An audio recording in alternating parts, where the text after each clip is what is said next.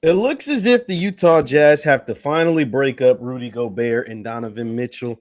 According to the reports, Rudy Gobert wants one of them gone. He said it's either him or Donovan. We're going to talk about it and why we've been seeing this for a while right after the bumper.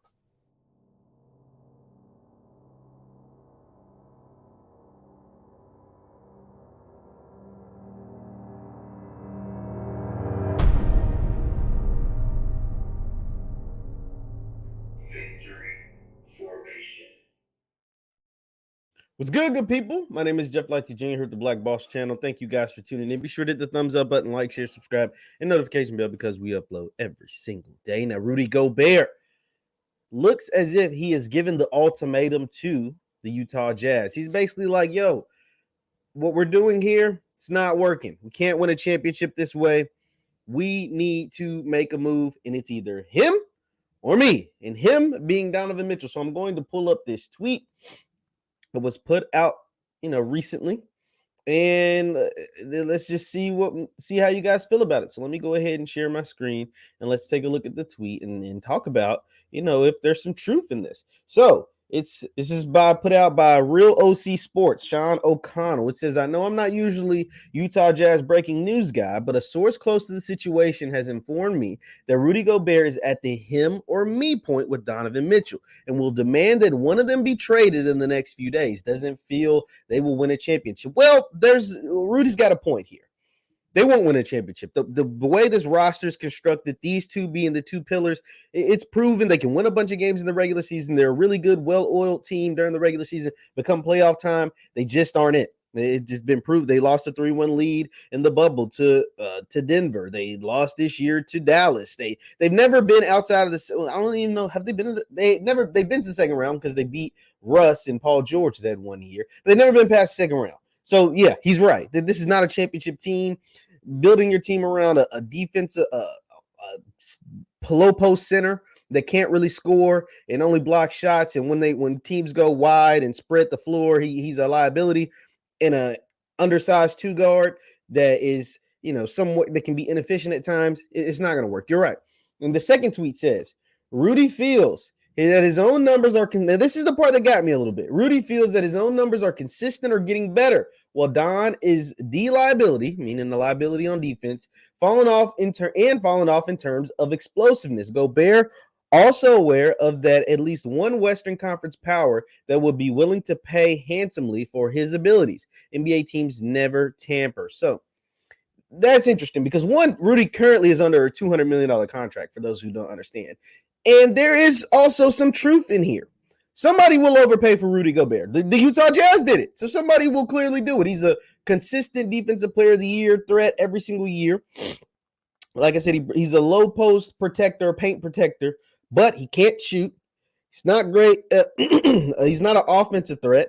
He can catch lobs, but that's about out. Anything outside of like 10 feet, Rudy Gobert is not giving you nothing. And then when teams go, five wide, meaning, five guys on the perimeter, he's a liability. So there is some interesting things there. But what he said about Donovan was interesting.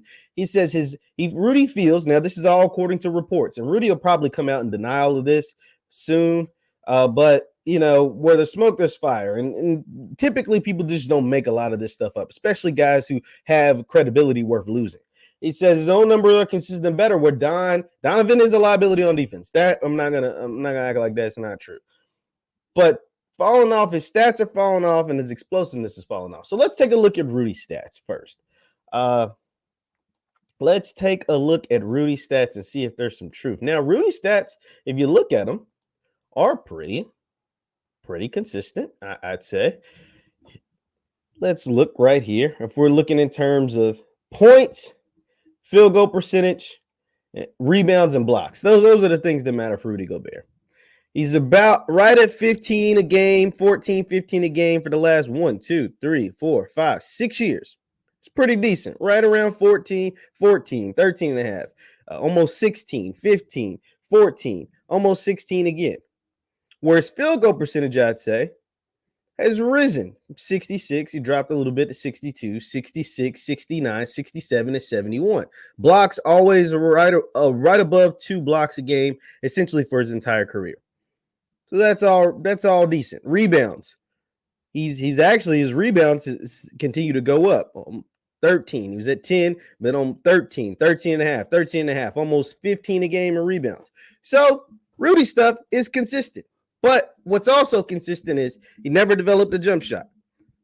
That's also consistent.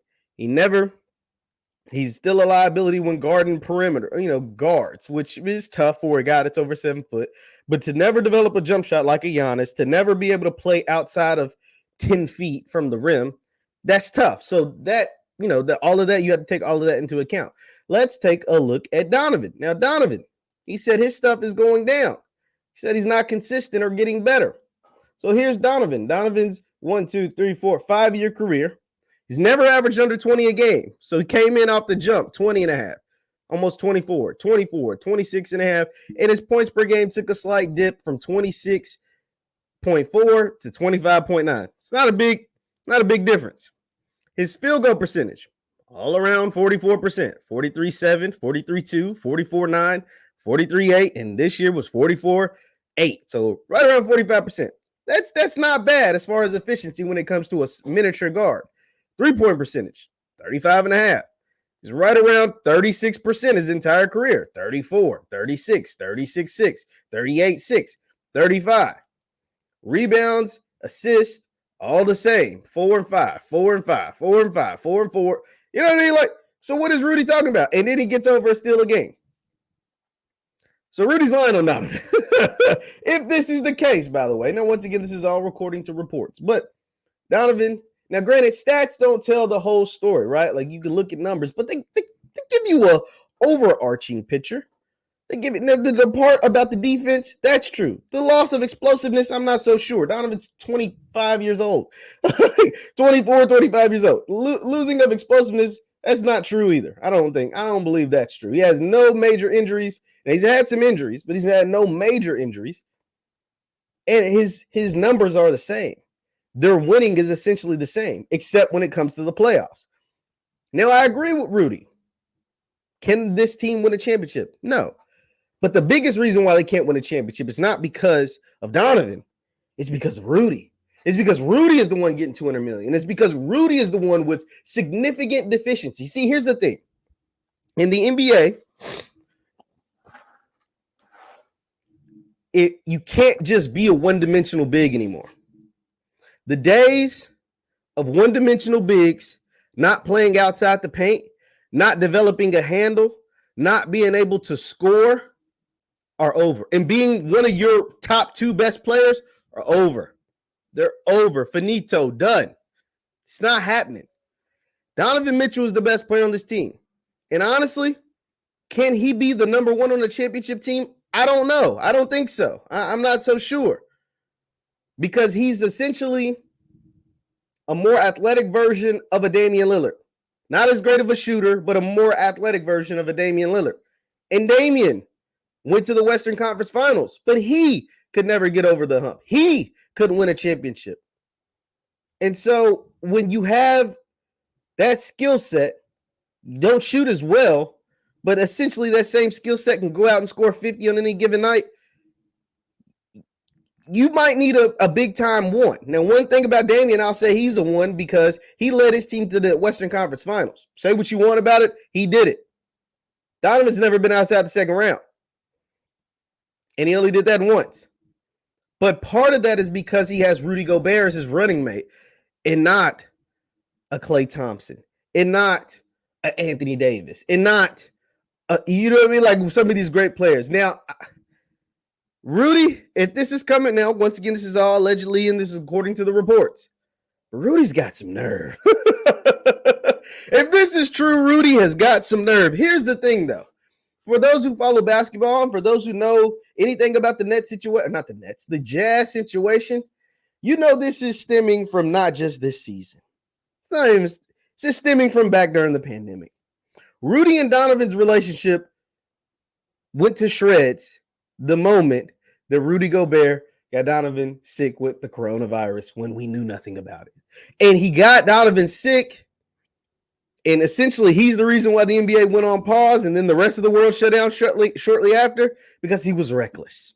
Not only Did he have the virus and he didn't know? But he was reckless about having the virus, touching all the reporters' microphones, all the reporters' stuff, being just reckless. Now, granted, he didn't know he had it, but still, they're asking you about it. They're asking if you're scared. They're asking you, you know what I mean? This is March of 2020. And he was like, well, I don't know. And just going over, touching everything and doing all kinds of goofy stuff in the locker room, allegedly, according to the reports. And ever since Rudy and Donovan were the people who essentially shut the world down, the relationship has never been the same. And I knew it wouldn't be the same. I knew it. As great of a guy, and here's the thing, I've actually met Donovan Mitchell. I've actually gotten to talk to him. He's a really good guy. But even the nicest, sweetest people, greatest people are going to have a problem with that when you're belligerently reckless in the way that Rudy Gobert was. And it's never been the same. And then you add the fact that they lose. They win a bunch of regular season games and lose in the playoffs every year, early. That's also going to take a toll in a relationship. So you got the recklessness. You got one guy who probably thinks he's better than he is, Rudy Gobert. You got the recklessness of COVID. One guy who probably thinks he's better than what he was. And just the simple fact that the relationship hasn't been the same. And they have early exits. That is a recipe for disaster. What I think the Jazz are going to have to trade one of them. But here's the thing. They're not going to trade Donovan. They're not going to trade Donovan because he's the better player. And the thing is, with the Utah Jazz, you don't get free agents. So you don't get like top-level free agents. You don't get guys requesting a trade to go to the Jazz. It's not the Lakers. It's not Miami. You know what I mean? Like, you have to hit home runs in the draft. They did with Rudy Gobert. They did with Donovan. You have to hit home runs in the draft. And so you hit a home run in Donovan, you can't let him go because you're not going to get that value. You're just not going to get, like, then you have to go out and hit another home run. And then with Rudy, I don't know if you can trade him. I don't know who wants to pay the man $200 million. Like, he's on a $200 million contract. You know, like, for a guy who's a perennial defensive player of the year every single year. But I do think one of them is going to have to go. And if I had to bet, the one that's going to go is Rudy. It's not Donovan. Let me know your thoughts in the chat. And how do you think this plays out? Once again, my name is Jeff Lights Jr. with the Black Boss Channel and Victory Formation. Thank you guys for tuning in. Be sure to hit that thumbs up button. And you can follow me on Twitter, Instagram at JLighty7. That is at JLighty7. Thank you guys for tuning in. This is going to be interesting to watch the Utah Jazz.